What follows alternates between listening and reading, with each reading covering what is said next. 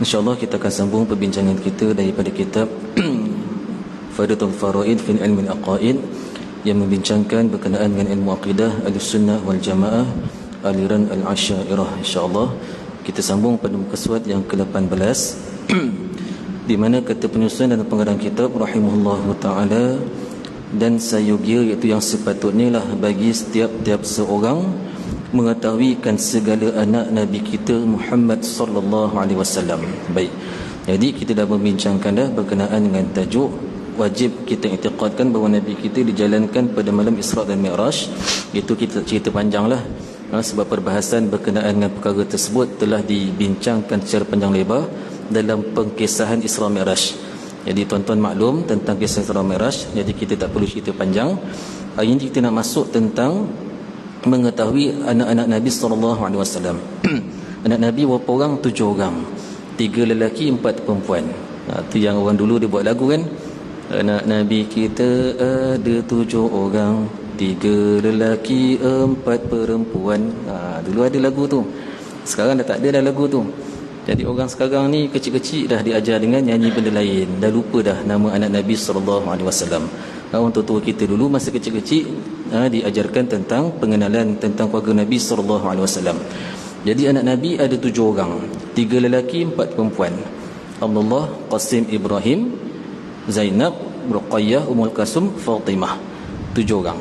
Kalau ikut turutan, Sayyidina Qasim dulu. Lepas tu Sayyidina Qasim meninggal, barulah Sayyidina Zainab. Kemudian barulah Sayyidina Abdullah. Kemudian baru yang lain-lain. Kemudian Sayyidina Ibrahim AS itu dilahirkan di kota Madinah. Baik.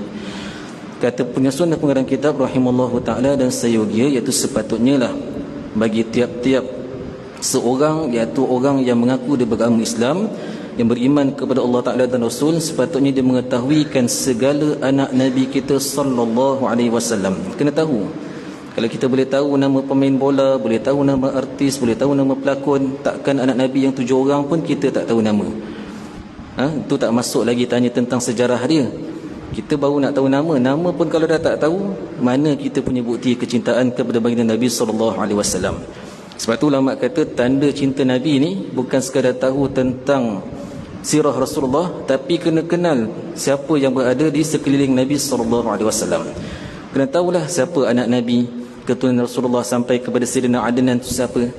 Jadi kalau setakat tahu ataupun sekadar mengakui, mendakwa kita ni sayang Rasulullah, tapi tak tahu anak Nabi ni berapa orang, namanya siapa, sirahnya bagaimana, maka dakwaan kita tu adalah dakwaan yang kosong, dusta belaka.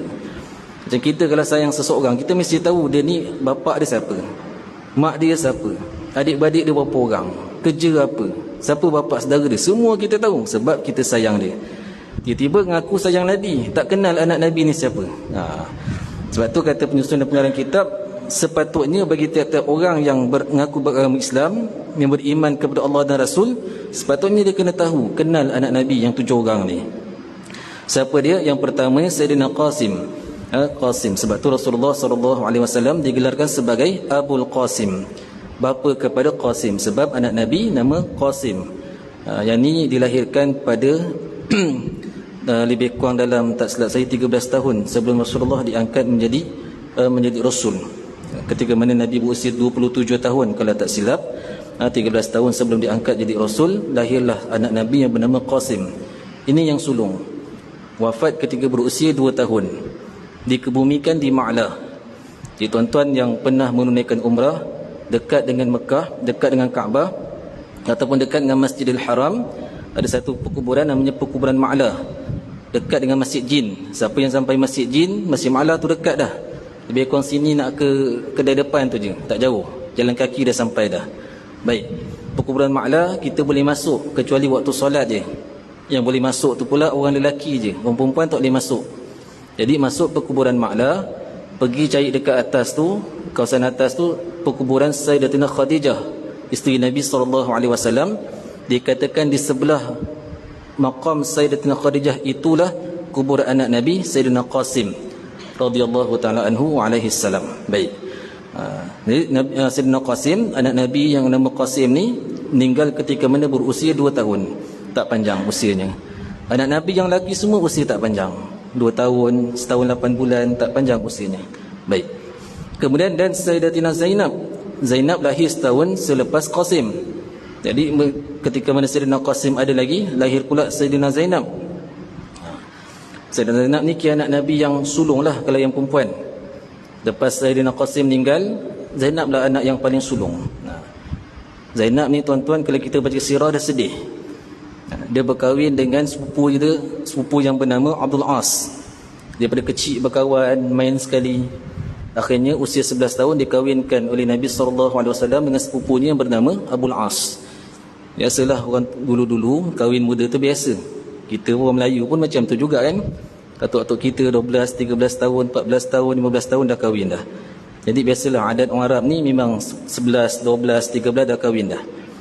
Jadi Sayyidatina Zainab ni berkahwin dengan sepupunya bernama Abdul As.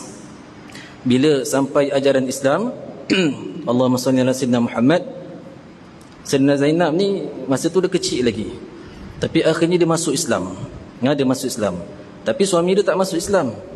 Suami dia kata apa kat dia? Dia kata, wahai Zainab, saya tak mengingkari ajaran, saya tak nak jadi orang yang menghina, mengutuk ajaran yang dibawa oleh Muhammad, dibawa oleh bapa engkau wahai Zainab. Tapi dia kata saya berpegang teguh kepada agama saya. Jadi maksudnya kamu hormatlah saya, pendirian saya pun hormat. Kalau kamu nak masuk Islam, saya tak larang, silakan. Tapi saya tak masuk Islam. Jadi ketika mana penghijrahan para sahabat ke kota Madinah, ramai sahabat-sahabat yang dah ke kota Madinah. Sebelum tu ada sebagian sahabat yang berhijrah ke Habasyah dan sebagainya. Zainab ni rindu sangat nak berhijrah, tapi tak dapat arahan ataupun Nabi tak mengusyurkan dia untuk berhijrah lagi. Sampailah satu ketika Nabi SAW berhijrah dengan Sayyidina Abu Bakar. Zainab ni tinggal dekat Mekah dengan suami dia. Suami dia bukan Islam, dia ni dah Islam dah, tapi tinggal dengan suami dia. Nabi pun pergi ke Madinah. Kemudian dalam tahun yang pertama, dia kata dalam tahun yang kedua, dia kata tahun pertama hijrah, berlaku peperangan Badar. Antara yang terlibat dalam peperangan Badar tu ialah suami kepada Zainab ni. Abdul As ni terlibat dalam peperangan Badar, ditawan oleh tentera Islam. Bila Sayyidatina Zainab tahu kata suami dia ni ditawan oleh tentera Islam dan sedang berada di Madinah, dia pun kirim dia punya kalung. Kalung tu adalah hasil peninggalan ibunya Sayyidatina Khadijah radhiyallahu taala anha. Ibunya Sayyidatina Khadijah wariskan kalung tu dapat kat Sayyidatina Zainab. Zainab kirim kalung tu pergi ke kota Madinah, nak jadikan tebusan supaya tentera Islam bebaskan suaminya. Bila kalung tu sampai Madinah, Nabi tengok kalung tu, Nabi nangis. Sebab Nabi teringat Sayyidatina Khadijah. Nabi tengok kalung tu, Rasulullah menitik air mata ni. Sebab Nabi terkenang, Nabi rindu, Nabi teringat Sayyidatina Khadijah. Nabi kenal, ini kalung Khadijah ni. Nabi sedih. Lepas tu Nabi tanya pendapat para sahabat. Ini adalah permintaan daripada anakku Zainab. Dia jadikan kalung ni sebagai tebusan. Kalau kamu semua setuju nak bebaskan Abul As, saya suka. Tapi kalau kamu tak setuju untuk bebaskan Abul As, saya tak boleh buat apa. Maka sahabat semua faham maksud Rasulullah sallallahu alaihi wasallam. Sahabat kata, wahai Rasulullah, tak apa, kami bebaskan Abdul As. Jadi Abdul As ni balik ke kota Mekah. Tapi Nabi pesan sampai kota Mekah nanti kena ceraikan Zainab. Kena ceraikan Zainab sebab kamu ni belum Islam. Zainab dah masuk agama Islam. Tak boleh bersama orang yang suami yang bukan Islam, tak boleh bersama dengan isteri yang dah Islam. Tak seakidah, maksudnya tak boleh. Abdul As kata tak apa, saya takkan, orang kata apa, saya berjanji saya akan bercerai dengan Zainab. Jadi Abdul As ni balik Mekah, dia pun ceraikan isterinya Zainab. Zainab pun masa tu nak berhijrah ke Madinah. Tapi orang Quraisy takutkan dia. Orang kata kalau kamu berhijrah nanti kamu akan macam-macam lah dugaan, ujian, macam-macam kamu akan ditimpa masalah di tengah jalan dan sebagainya. Masa tu Zainab tengah mengandung. Dia punya risau dengan keadaan tu, gugur kandungan tu. Sedih lagi Rasulullah. Tak sempat sampai ke Madinah, dah dengar pula putrinya Zainab gugur kandungannya. Susah tuan-tuan, orang zaman dulu nak mempertahankan agama Allah Ta'ala ni bukan senang. Kita bercerita tentang hijrah, inilah ceritanya hijrah. Bukan senang, kita senanglah nak ke sana kemari, kenderaan mudah dan sebagainya, tak ada apa-apa ancaman. Ini sampai gugur cerita nak berhijrah ke kota Madinah ni. Baik, ceritanya panjang. Akhirnya Sayyidina Zainab berjaya hijrah ke Madinah. Kemudian ringkas ceritanya lagi, akhirnya suami dia pun masuk Islam. Suami dia masuk Islam, akhirnya suami dia pula berhijrah ke Madinah dan dikahwinkan semula oleh Nabi SAW dengan isterinya Sayyidatina Zainab. Lepas kahwin, setahun lepas tu Sayyidatina Zainab ni meninggal pula. 6 tahun terpisah. Zainab pergi Madinah, 6 tahun lepas tu baru suami dia masuk Islam. Lepas suami dia masuk Islam, suami dia berhijrah ke Madinah, dikahwinkan semula oleh Rasulullah SAW. Dah kahwin setahun lepas tu Sayyidatina Zainab ni meninggal pula. Diimamkan sendiri oleh Rasulullah SAW, ditanam ataupun Rasulullah SAW sendiri antara orang yang menyambut jenazah Sayyidatina Zainab untuk disemadikan. Berapa usia dia ketika itu? Dalam riwayat kata usia Sayyidatina Zainab ketika itu baru berusia 29 tahun. Muda lagi. Itu yang kita pernah bagi tahu, Nabi ni ujian dia berat. Isteri meninggal, anak-anak meninggal, yang lelaki meninggal daripada kecil, anak-anak perempuan yang tinggal semua ketika usia muda. Berat ujian Rasulullah SAW. Baik. Dan Sayyidatina Ruqayyah, kita cerita ringkas je lah, tak cerita panjang, nanti jadi kitab sejarah pula. Dan Sayyidatina Ruqayyah dikahwinkan dengan Sayyidina Osman. Dan Sayyidatina Fatimah dikahwinkan dengan Sayyidina Ali karamallahu wajhah. Sayyidatina Fatimah meninggal sesudah kewafatan Rasulullah. Ada riwayat kata 40 hari lepas Rasulullah wafat. Ada riwayat menyebutkan 6 bulan sesudah kewafatan Rasulullah SAW. Ada riwayat kata ketika mana Rasulullah dalam keadaan gering, Nabi tengah sakit nak wafat, Fatimah pergi dekat Nabi SAW. Sayyidatina Fatimah nangis dekat tepi Nabi SAW. Sebab Nabi kata, Nabi, aku ni hampir menghampiri saat kewafatan. Maksudnya Rasulullah kata, aku ni hampir bertemu Allah Subhanahu Wa Taala. Nangis Fatimah.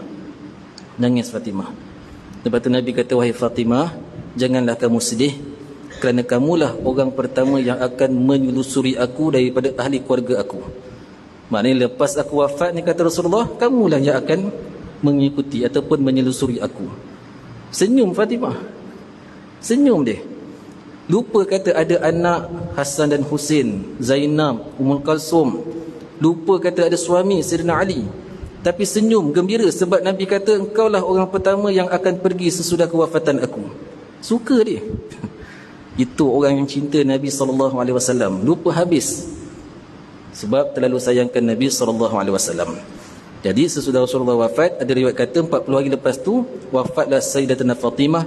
Ada riwayat mengatakan bahawa 6 bulan sesudah kewafatan Rasulullah SAW. Dan kesemua anak Nabi SAW dimakamkan di Baqi'. Kebanyakan anak Nabi, isteri Nabi SAW dimakamkan di Baqi'.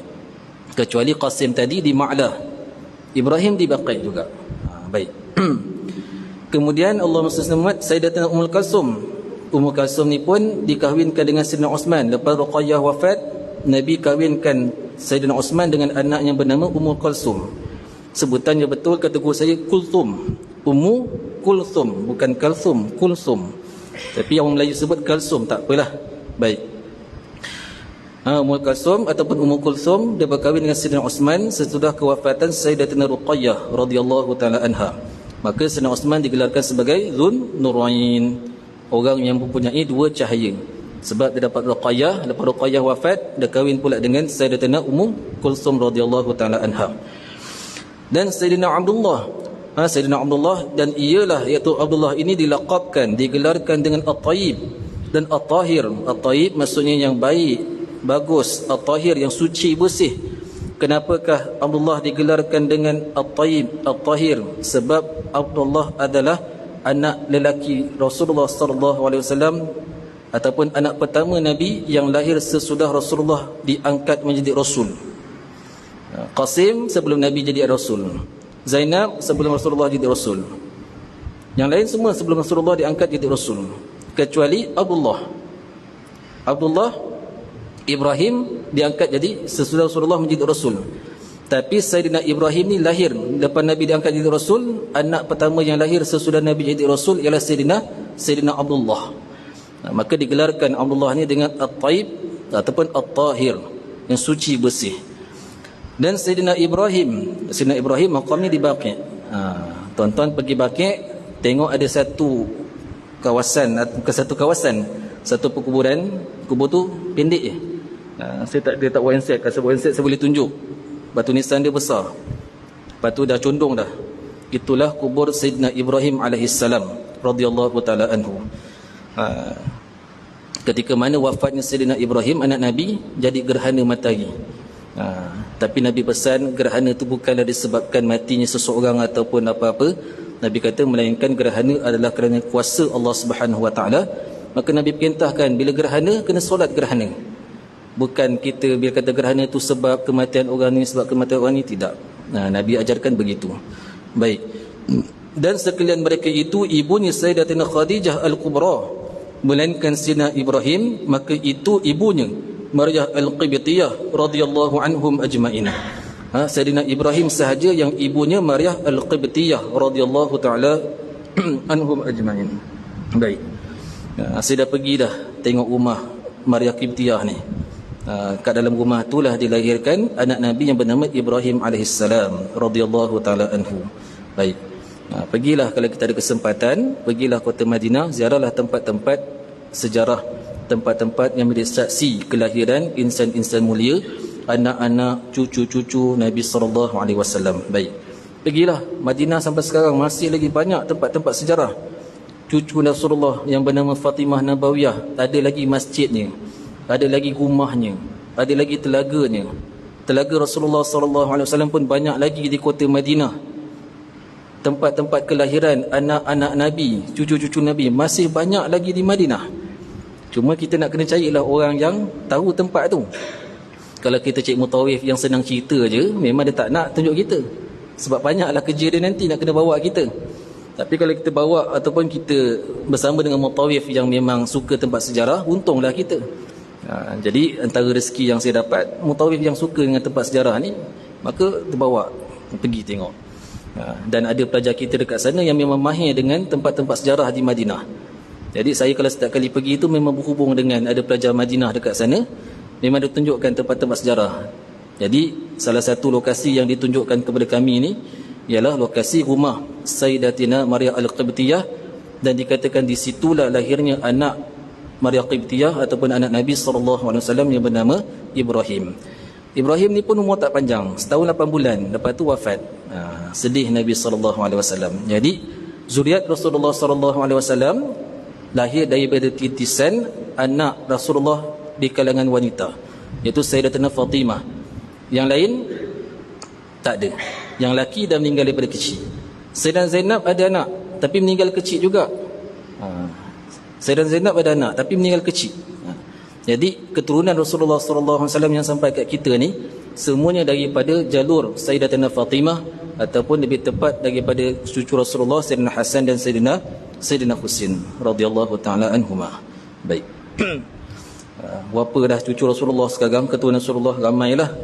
Ada ulama kata cucu cicit Rasulullah ataupun keturunan Rasulullah yang berada di bumi sekarang bertebaran, jumlahnya mencapai lebih daripada 4 juta orang kalau tak silap saya. Ada ulama buat kira-kira 4 juta ke 40 juta, saya tak ingat. Ramailah. Jadi ramai dah cucu ataupun keturunan Nabi SAW sekarang ni. Baik. Dan bermula sekalian isteri Rasulullah SAW yang tertinggal kemudian daripada wafat Nabi 9 orang, iaitu Sayyidatina Aisyah anak Sayyidina Abu Bakar, Sayyidatina Hafsah anak Sayyidina Umar, dan Sayyidatina Sauda anak Zum'ah, dan Sayyidina Safiyah anak Hay daripada zuriat Nabi Allah Harun alaihi salam, dan Sayyidatina Maimunah anak Al-Haris, dan Sayyidatina Ramlah anak Bani Abi Sufyan, dan Sayyidatina Hindun anak Abi Umayyah, dan Sayyidatina Zainab anak Jahshin, dan Sayyidatina Zuwairiyah anak Al-Haris. Ada 9 orang isteri Rasulullah SAW saat kewafatan Nabi SAW. Baik. Nabi wafat tinggalkan 9 isteri. Kebanyakan isteri Rasulullah ni rumahnya di tepi Masjid Nabi. Jadi kalau tuan-tuan pergi Masjid Nabi itu sedikit itu semua boleh dikatakan asalnya adalah rumah isteri Nabi SAW. Maqam Rasulullah itu rumah Sayyidatina Aisyah. Sebelahnya rumah Sayyidina Ali bersama dengan Sayyidina Fatimah. Sebelah ni rumah Sayyidatina Sauda kalau tak silap saya. Sebelah sini rumah Sayyidatina Maimunah. Sebelah sini rumah Sayyidatina Juwairiyah. Semua dekat-dekat sedikit tu. Sebelah. Jadi Nabi ikut giliran lah. Kadang-kadang Nabi rumah isteri Nabi yang ni. Kadang-kadang Nabi pergi giliran isteri yang ni, Nabi pergi rumah isteri yang ni pula. Asalnya rumah Rasulullah dengan rumah isteri Nabi SAW dengan masjid Nabi ni dia tak bercantum. Dia ada jarak. Lebih kurang dalam 3 tapak. Jadi Nabi buka pintu tu, contoh macam Nabi dekat rumah Sayyidatina Aisyah. Nabi buka pintu 2-3 tapak, Nabi akan masuk masjid Nabi. Nabi akan masuk masjid, Nabi akan masuk daripada arah depan. Laluan kita ziarah makam Rasulullah itu asal rumah Sayyidatina Hafsah. Itu asal rumah Sayyidatina Hafsah. Yang kita lalu tu, kita ziarah makam Rasulullah, kita bagi salam, Assalamualaikum ya Rasulullah. Lepas tu kita beranjak pula, Assalamualaikum ya Abu Bakar. Kita beranjak pula, Assalamualaikum ya Umar radhiyallahu ta'ala anhu. Jadi kita menghadap makam Rasulullah, kita menghadap Abu Bakar. Tempat kita diri asalnya adalah rumah Sayyidatina Hafsah radhiyallahu ta'ala anha, isteri Nabi juga. Dulu situ rumah dia. Kemudian pada zaman Sayyidina Umar perintahkan, ataupun minta, bukan perintah, minta rayu dekat Hafsah ni, katanya, wahai Hafsah, tolonglah pindah rumah. Tolonglah pindah rumah. Sebab laluan tu adalah laluan orang nak menziarahi Nabi SAW. Pada zaman Sayyidina Umar ni ramai dah orang yang datang ke kota Madinah untuk berziarah maqam Nabi SAW. Sebab ketika mana zaman Sayyidina Umar, dunia Islam ni semakin berkembang. Semakin banyak negara yang jadi milik umat Islam, semakin ramai umat Islam, maka semakin ramailah orang yang berkunjung ke bumi Madinah untuk menziarahi Nabi SAW. Bila ziarah Nabi, di rumah dekat situ ada rumah, macam mana orang nak ziarah? Susahlah. Susah. Jadi kena ziarah Rasulullah pada tepi, lepas tu belok pula kena ambil lencongan, sebab ada rumah kat situ, rumah Hafsah. Jadi zaman Sayyidina Umar ni ayah kepada Hafsah. Dia minta lah, dia rayu dekat anak dia, wahai Hafsah, tolonglah pindah. Tolong pindah. Hafsah kata tak nak, sebab rumah ni lah banyak kenangan saya dengan Nabi SAW. Banyak sangat kenangan. Takkan saya nak keluar dari rumah ni. Inilah satu-satunya kenangan saya bersama dengan Nabi SAW. Saya rayu dekat ayah. Bahasanya macam tu lah lebih kurang. Ada rayu dekat Sayyidina Umar, tolonglah, jangan pisahkan antara dia dengan kenangan bersama Nabi SAW. Sayyidina Umar dah tak tahu dah nak buat apa. Akhirnya runding dengan anak yang bernama Abdullah. Abdullah ni akhirnya pujuk akak dia. Dia kata, wahai Hafsah, wahai akak, saya minta lah kalau boleh pindahlah. Maka ditawarkan rumah dia di sebelah tu. Rumah dia kat sebelah rumah Hafsah. Dia tawarkan, dia kata, akak tak apa, akak duduk rumah saya. Saya bagi rumah saya dekat akak, akak duduklah. Hafsah kata apa? Hafsah kata, wahai Abdullah, kalau macam tu lah permintaannya, saya pun tak nak pentingkan diri saya sendiri. Dia pun sedar, kata, umat Islam makin ramai datang Madinah untuk berkunjung menziarahi Nabi SAW.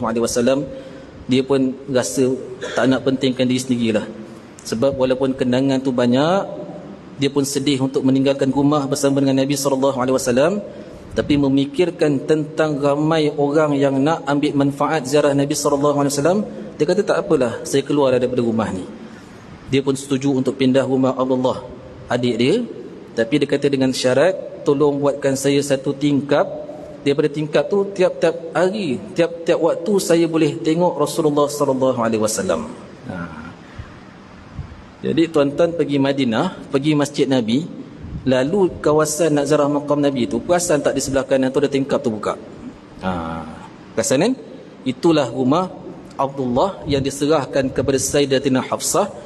Daripada jendela itulah, daripada tingkap itulah Hafsah tiap-tiap waktu, tak tahu satu hari berapa puluh kali, berapa ratus kali, tak tahulah, lihat Rasulullah SAW daripada tingkap tu. Bahkan dikatakan sejak saat Hafsah pindah ke rumah tersebut, tingkap tu terbuka sampai sekarang tak pernah tutup. Dan lebih 1400 tahun tingkap tu tak pernah tutup. Dah masuk zaman moden pun Arab Saudi tak tutup tingkap tu. Kita pergi sekarang ni pun kita boleh tengok tingkap tu lagi. Cuma mungkinlah diperbaharui tingkap tu, dicantikkan, kalau buruk di renovate, dibagi baru, tu je lah. Tapi kedudukannya di situlah, tak diubah pun kedudukan tersebut, tak ditutup pun tingkap tu. Jadi kita hari ni bolehlah tengok, bolehlah bayang macam mana orang yang sangat mencintai Nabi SAW sampai tahap tu. Tiap-tiap hari kalau boleh nak tengok Nabi SAW, walaupun yang dia nampak tu hanyalah kuburan, tempat pemakaman Nabi SAW, tak apalah, jadilah terubat juga rasa rindu kepada Nabi SAW. Macam kita lah kalau sayang Nabi kan, tiap-tiap hari tengok handset gambar masjid Nabi. Ada orang yang rindu masjid, rindu dengan Nabi SAW ni, sampaikan buat DP WhatsApp pun gambar kubah Nabi, gambar masjid Nabi. Bila dah gambar kubah Nabi, dah tak nak dah tengok benda-benda yang lain. Kalau naik benda-benda tak elok, cepat-cepat jalan. Sebab rindu dengan Nabi SAW. Kan? Ada orang suka warna hijau sebab kesukaan Rasulullah SAW ni warna hijau. Sebab tu kubah Nabi pun ulama syorkan dibuat dengan warna hijau. Disebut sebagai Qubbatul Hadra, kubah yang berwarna hijau. Hijau kesukaan Nabi SAW. Baik. Jadi Allahumma salli ala sayyidina Muhammad, itu orang yang cinta kepada Nabi SAW. Kan? Okey, baik. Panjanglah kisah orang yang sayang Nabi, cinta Nabi ni banyak tuan-tuan. Kita tak cerita lah kat sini. Ini sekali lalulah sekali pintas. Oleh kerana kita dah bacakan kisah isteri-isteri Nabi SAW, itulah kisahnya bersedikit. Banyak. Lepas Nabi wafat, ramai sahabat-sahabat yang keluar daripada kota Madinah. Bukan seorang dua, ramai. Antaranya Sayyidina Bilal sendiri. Nabi wafat hari ni, esok Sayyidina Bilal kemas-kemas barang keluar, pindah pergi ke kota Syam. Abu Bakar tahan, wahai Bilal, nak pergi mana ni? Bilal kata, saya nak berpindah daripada Mekah, daripada Madinah, saya nak pergi ke tempat lain, saya nak pergi ke Syam. Abu Bakar kata, wahai Bilal, tak boleh kamu keluar pada Madinah ni. Kamu kan tukang azan Rasulullah SAW. Kamu orang yang Nabi perintahkan untuk azan. Takkan kamu nak keluar pada kota Madinah? Nabi baru saja wafat, takkan kamu nak tinggalkan Madinah dah? Bilal kata, wahai Abu Bakar, tolong faham saya ni. Tolong faham. Macam mana saya nak azan ni? Saya tengok di situlah tempat Rasulullah SAW ketuk pintu bilik saya, wahai Bilal, dah masuk waktu ni, cepat azan. Di situlah rumah Rasulullah yang saya pernah ketuk, wahai Rasulullah, dah masuk waktu solat, jom kita solat. Di situlah saya berpimpin tangan dengan Nabi SAW. Nabi pimpin tangan saya sampai ke tempat, saya naik tempat tu untuk azan. Nabi tengok pada bawah sambil tersenyum. Mana hati yang mampu menahan, mengingatkan kenangan-kenangan manis bersama dengan Nabi SAW, wahai Abu Bakar? Tak tahan. Abu Bakar kata, kalau macam tu tak apalah, pergilah Bilal, pergilah. Ramai sahabat-sahabat yang meninggalkan kota Madinah dan tak mampu untuk menanggung melihat kenangan-kenangan manis, kenangan-kenangan indah saat bersama dengan Nabi SAW. Allah. Kita agak-agak macam mana? Sebab tu kata ulama, benda yang paling menyedihkan ataupun musibah besar yang melanda umat Islam sebenarnya adalah saat umat ini kehilangan Nabi SAW. Itulah benda yang paling besar sekali, musibah yang paling besar. Bahkan dalam riwayat mengatakan bahawa hilangnya cahaya yang datang bersama dengan Nabi SAW. Bila Nabi sampai ke Madinah, ada cahayanya, dan cahaya itu hilang saat kewafatan Nabi SAW. Maka ulama mengatakan cahaya yang ada pada Rasulullah SAW itu cahaya hissi, bukan sekadar cahaya maknawi yang memang sememangnya ada, tetapi terdapat juga pada Rasulullah SAW cahaya hissi. Sebab cahaya itu pergi bersama dengan kewafatan, pemergian Nabi SAW. Baik. Al-Imam Malik rahimahullah ta'ala berpegang kata, tanah yang paling baik, tanah yang paling suci adalah tanah yang melekat di kuburan Nabi SAW. Itulah tanah yang paling baik, tanah yang paling suci atas muka bumi ini. Mengikut pegangan Imam Malik, itulah tanahnya. Bahkan antara disiplin ataupun prinsip Imam Malik radhiyallahu ta'ala anhu, Imam Malik kalau jalan di kota Madinah, Imam Malik takkan pakai capal, tak pakai slipper. Sebab apa? Satu, Imam Malik rasa macam tak adab, tak ada adab. Tapak kaki aku dekat atas Nabi SAW di dalam maqamnya. Itu yang pertama. Yang kedua, Imam Malik tak pakai slipper sebab dia kata, mudah-mudahan tapak kaki aku ni melekat dengan debu-debu yang pernah bertepek melekat pada kaki Nabi SAW. Kalau tak melekat pada tapak kaki Nabi, melekat pada tapak kasut Rasulullah SAW pun tak apa. Sebab debu yang melekat pada tapak kaki, debu yang melekat pada tapak kasut Rasulullah SAW itu mulia juga. lebih mulia daripada kita ni tuan-tuan. Allahu Akbar. Baik. Dan wajib atas mukallaf mengerjakan tiap-tiap barang yang difardukan atasnya dan tertahan daripada mengerjakan. Baik, habis dah. Cerita tentang anak isteri Nabi SAW habis. Kalau tuan-tuan nak tengok perbahasan yang lanjut, kena belajarlah bab sejarah. Panjang ceritanya. Baik. Kemudian kita penyusun dan pengarang kitab habis dah tentang perkara tersebut. Maka yang kita nak masuk ni pula tentang kewajipan bagi seorang muslim. Apa dia lagi? Dan wajib atas mukallaf mengerjakan tiap-tiap barang yang difardukan, iaitu yang diwajibkan ke atas mukallaf tersebut, dan tertahan, iaitu menahan diri daripada mengerjakan sesuatu yang diharamkan ke atas mukallaf. Maksudnya kita ni wajib jangan buat benda yang Allah Ta'ala larang. Itu je. Wajib kita tinggalkan apa yang Allah Ta'ala larang, dan wajib kita buat apa yang Allah Ta'ala perintahkan. Wa ma nahakum anhu wa ma atakum rasulu fakhudhuhu wa ma nahakum anhu fantahu. Apa yang Nabi perintahkan kamu kena ikut, apa yang Nabi larang kamu kena tinggalkan. Baik.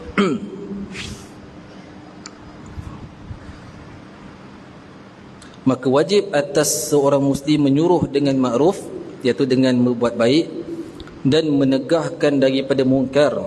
Dan jika ada ia dalam mengerja mungkar seperti yang hendak ditegahkan sekalipun, maka wajib atas yang berzina menegahkan yang berzina seumpamanya. Apa maknanya? Dia buat jahat, orang lain buat jahat, pun wajib dia larang orang lain buat jahat walaupun dia buat benda tu juga. Contoh dia kaki nombor ekor, kawan dia ni pun kaki nombor ekor, jenis suka tikam nombor ekor. Oleh kerana dia pun main nombor ekor, tak kata saya pun main nombor ekor juga, segan saya nak larang. Tak, dia kena juga larang kawan dia tu. Jangan main nombor ekor, haram hukum dia. Habis dan kau main, tak apalah, saya main ni saya tahu benda tu haram. Dan dia akui tentang dosa dia, tapi wajib juga dia cegah kawan dia. Kawan dia pun macam tu juga, saya pun nak ingatkan kamu haram main nombor ekor tu, walaupun kita pergi kedai sama-sama, naik motor sekali tikam nombor ekor tu. Tapi kalau dia niat mempermain-mainkan hukum Allah Ta'ala, boleh jatuh kufur. Haram tau main nombor ekor ni, haram tau. Kalau tak nak haram, baca bismillah masa sebelum tikam, tu boleh jatuh kufur, sebab mempermain-mainkan hukum Allah Ta'ala. Salah satu sebab kita jatuh ke dalam kekufuran ketika mana kita bermain-main dengan hukum Allah Ta'ala, ataupun menghalalkan benda yang Allah Ta'ala haramkan. Ada orang nak minum arak, dia kata arak ni memang haram, tapi kalau baca bismillah, tahlil dulu, jadi halal. Na'udzubillah. Ada. Jumpa orang macam tu, tampar dulu. Mabuk sangat dah tu kalau cakap macam tu. Teruk sangat lah. Benda yang Allah Ta'ala haramkan, haram. Kita buat benda tu, kita yakin ataupun kita beranggapan benda tu haram, kita buat juga, tu cerita lain. Kita cerita lain. Saya buat benda haram, dia kata. Awak buat benda haram, saya larang awak, awak pun larang apa yang saya buat. Tapi kita sama-sama tak pegang ataupun kita tak menghalalkan apa yang Allah Ta'ala haramkan. Cuma kita punya kecuaian, kita masih lagi melakukan apa yang Allah Ta'ala larang. Itu kecuaian kita, kelemahan kita. Tetapi kita tak i'tiqad, kita tak pegang kata benda tu halal, khalas. Dan tak boleh kita kata, oh saya buat benda yang sama juga, tak boleh saya nak tegur. Tak, kita buat benda yang sama, kita kena tegur juga. Sebab tu mencegah makruf ni dia bukan nanti kena orang tu, tok guru, ulama, imam, ustaz pun nak kena tegur. Tak. Mencegah perkara yang mungkar, menyuruh perkara yang makruf, itu semua orang berhak. Kalau nak kata kau pun samalah, kau pun buat benda, itu cerita lain. Engkau pun 2 kali 5 dengan aku, tak payah pandai-pandai nak tegur aku, tu cerita lain. Tapi bila nampak kemungkaran, kita kena tegah. Kita kena cegah. Itu ceritanya. Baik. Tak boleh. Sebab tu al-amru bil ma'ruf wa nahyu 'anil munkar, itu adalah tanggungjawab setiap Muslim. Dia tak boleh kata saya pun banyak lagi dosa, saya tak layak nak tegur. Kalau nak cerita banyak dosa, siapa kat sini yang tak ada dosa? Siapa di kalangan manusia kini yang tak ada dosa? Mana ada? Yang maksum tu Rasulullah, yang terpelihara tak ada dosa tu Nabi. Lain daripada tu siapa? Wali-wali Allah Ta'ala mahfuz, dipelihara dosa oleh Allah Ta'ala. Siapa wali pula dekat sini? Kalau nak kira dah tunggu tak ada dosa baru nak boleh suruh buat baik, baru nak boleh larang orang daripada kemungkaran, sampai bila-bila lah takkan tertegak kemungkaran, sampai bila-bila lah takkan tertegaknya makruf. Benda baik takkan tertegak, benda yang mungkar takkan terhalang. Kalau semua ambil pendirian, saya dah jadi baik nanti baru saya buat. Saya dah tak ada dosa nanti baru, bila nak kita nak tak ada dosa? Bila pula kita nak kena tahu kita dah tak ada dosa pula? Nah, kan ramai orang sekarang ini, oh saya banyak dosa, tak tu kena tunggu imam. Kalau imam kata, oh saya pun banyak dosa juga, kena tunggu Bilal. Kalau Bilal kata, oh saya pun banyak dosa juga, kena tunggu ni. Akhirnya berleluasa kemungkaran. Sebab tu tanggungjawab bersama mencegah kemungkaran. Habis kamu pun buat benda tu, peringatanlah. Dah kamu suruh larang orang jangan buat, kamu pun maksudnya jangan buat lah. Kita larang orang buat, kita pun kena usahalah untuk tinggalkan. Kita ajak orang buat, kita pun kena usahalah untuk buat benda tu. Contoh macam saya ajak tuan-tuan, okey kita kena ni, kena ni, kena ni. Saya tak buat, tapi korang ada semangat. Bila kita dah ajak tu, kita pun rasa malu lah juga. Kalau kita ajak orang pergi masjid, kita pun nak kena juga pergi masjid walaupun tak ikhlas kan. Tapi maknanya ada usaha tu. Cerita tu panjang lah, tapi maknanya itulah kewajipan kita, menegah perkara yang munkar, menyuruh kepada perkara yang makruf. Dan kata musannif rahimahullahu ta'ala, dan wajib memeliharakan kuliat yang 6. Wallahu alam. Ni kita nak masuk kuliat yang 6. Kuliat yang 6 ni maksud 6 perkara yang wajib kita jaga. Agama, maruah, nasab, apa lagi, akal, harta dan sebagainya, wajib kita jaga. InsyaAllah kita akan bicarakan perkara ni pada minggu hadapan. Yang baik kepada Allah Subhanahu wa taala, sebarang kesilapan kekurangan daripada diri saya sendiri mohon ampun dan maaf. Aqul qawli hadza wa astaghfirullahal azim li wa lakum wa lisairil muslimin wal muslimat innahu wal ghafurur rahim. Subhanakallahumma bihamdik asyhadu an la ilaha illa anta astaghfiruka wa atubu ilaik. Amitu su'an wa zalamtu nafsi faghfir li fa innahu la yaghfiru dhunuba illa ant. Bismillahirrahmanirrahim. Wal 'asr innal insana lafi khusr إلا الذين آمنوا وعملوا الصالحات وتواصوا بالحق وتواصوا بالصبر. أعوذ بالله من الشيطان الرجيم. بسم الله الرحمن الرحيم. الحمد لله رب العالمين والصلاة والسلام على أشرف الأنبياء والمرسلين سيدنا محمد وعلى آله وصحبه أجمعين. اللهم أرنا الحق حقا وارزقنا اتباعه وأرنا الباطل باطلا وارزقنا اجتنابه. اللهم اجعل جمعنا هذا جمعا مرحوما وتفرقنا من بعده تفرقا معصوما. ربنا آتنا في الدنيا حسنة وفي الآخرة حسنة وقنا عذاب النار. وصلى الله على سيدنا محمد وعلى آله وصحبه وبارك وسلم. والحمد لله رب العالمين. تقبل الله منكم.